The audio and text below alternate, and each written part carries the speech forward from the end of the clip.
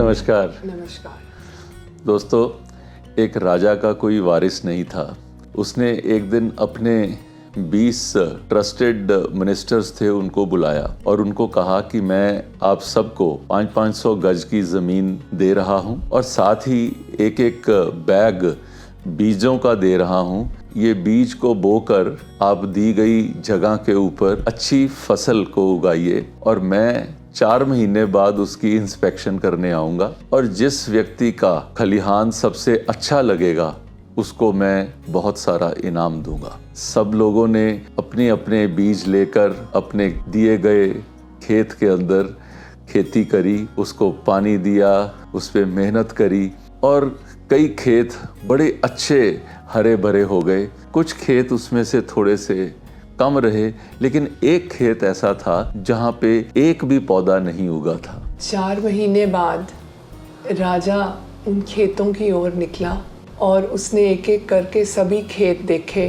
बहुत सुंदर हरी लहलहाती फसल को देखकर राजा खुश भी हुआ और उसने बहुत तारीफ की। आगे बढ़ते बढ़ते राजा उस खेत पर पहुंचा जिसमें कोई भी फसल पैदा नहीं हुई थी। राजा ने पूछा, ये किसका खेत है? तो एक मंत्री आगे को आया।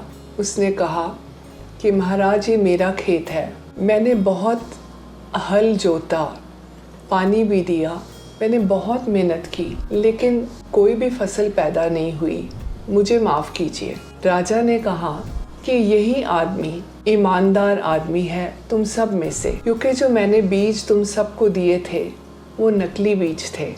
तुम सब ने कुछ दिन तक इंतज़ार की होगी कि फसल पैदा नहीं हुई और तुमने नया बीज खरीद कर खेत में डाल दिया तो तुम्हारी फसल अच्छी हो गई।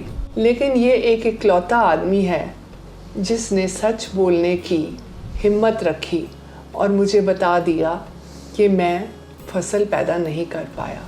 अगर देखा जाए तो ऐसी सिचुएशन के अंदर हर व्यक्ति अपने आप को सही प्रूव करने के लिए कुछ ना कुछ थोड़ा थोड़ा बीच में मिलावट कर लेता है। लेकिन इस कहानी में जब राजा को पता लगा कि यही व्यक्ति है जो ईमानदार है, तो राजा ने उसको अपना प्रधानमंत्री नियुक्त कर दिया। हमारी इस कहानी से आप भी अगर शिक्षा लेकर अपने जीवन में ईमानदारी के साथ काम करेंगे और भगवान को अच्छा उसका फल भी देगा, तो सनरेज की टीम को लगेगा हमारा प्रयास सफल हुआ। धन्यवाद।